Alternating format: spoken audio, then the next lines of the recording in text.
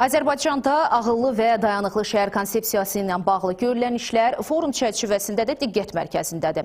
Elə bu mövzu ilə bağlı da VUF 13-ə izam olunmuş əməkdaşımız Məryəm Bababəylidən ən son məlumatlar alaq. Məryəm, buyur, söz səndədir, eşidirik səni. Gününüz xeyir olsun, dəyərli həmkarım. Sizi və ekran qarşısında bizi izləyən bütün tamaşaçılarımızı salamlayırıq. Bakı şəhərində Ümumdünya Şəhərsalma Forumunun 13-cü sessiyası 4-cü günündə daha maraqlı və spesifik mövzularla öz işini davam etdirir. Bu dəfə isə inkişaf etmiş ölkələrdə daha çox sınanmış, tətbiq olunmuş bir variantın, belə deyək, bir mövzunun, aktual məsələnin Azərbaycandakı tətbiqindən bəhs edəcəyik. Əslində bu səpkidə müzakirələr davam edib. Bu məhz ağıllı şəhər layihələridir.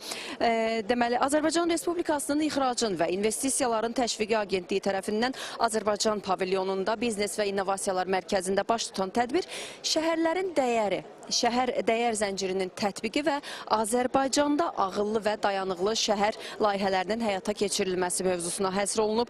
Tədbirdə çıxış edənlər Azərbaycanda şəhərsalma sahəsində tətbiq olunan və maliyyələşən innovativ və ağıllı layihələrin tətbiqi prosesindən bəhs etdilər və təbii ki, gətirdiyi müsbət nəticələrdən bəhs etdilər. Ölkədə bu sahədə birbaşa xarici investisiyanın oynayacağı rol, eyni zamanda bununla paralel qeyri-neft sektoruna olan yatırımlar və bütün bu sahələrin bir-biri ilə qarşılıqlı formada əməkdaşlıq edərək məhz şəhərsalmaya necə təsir edəcəyindən bəhs olundu. Əslində bir çox müəssisələrin innovativ yanaşmalı olduğu, inamdan çox, daha çox belə deyək, həm inam, həm təşəbbüs göstərilməsi, həm də nəzəri olan vərdişlərin praktiki vərdişlərə çevrilməsi və bütün bu proseslərdən bəhs olundu. Bunun əyani sübutu da var. Bilirsiniz ki, işğaldan azad olmuş ərazilərdə böyük qayıdış prosesi davam etdikcə şəhərlərimizdə ağıllı, belə deyək, variantlar, ağıllı tətbiqlərin belə deyək, istifadəsi davam etdirilir. Onun rolu danılmazdır təbii ki.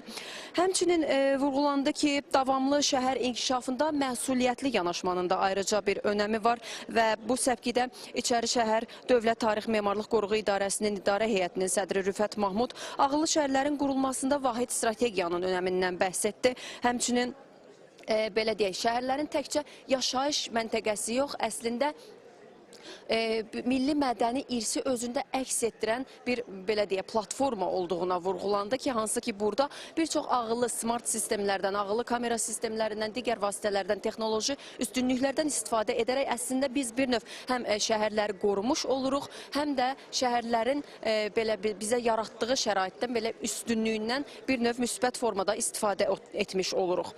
Həmçinin çıxışçılardan bir digəri isə Azərbaycan Respublikası Prezidentinin xüsusi nümayəndəsi Vahid Hacıyev idi. O, işğaldan azad olmuş ərazilərdə məhz Azərbaycan təcrübəsindən bəhs etdi. İstər infrastruktur qurulmasında, istərsə də nəqliyyat, logistika proseslərində tənzimlənən məsələlərdən, belə deyək, bir sıra artıq praktikada tətbiq olunmuş bir sıra misallardan bəhs etdi və tədbirin sonunda isə sonlarına yaxın investisiya şirkətlərinin təmsilçiləri, çünki burada bu məsələdə investisiya məsələləri xüsusi rol oynayır, həmin o təmsilçilər tərəfindən bir sıra təqdimatlar keçirildi. Bəli, VUF 13-4-cü günündə davam eləyir və fərqli bir-birinə maraqlı mövzular olduqca biz sizin qarşınızda olacağıq. Təşəkkür edirik, söz sizdədir.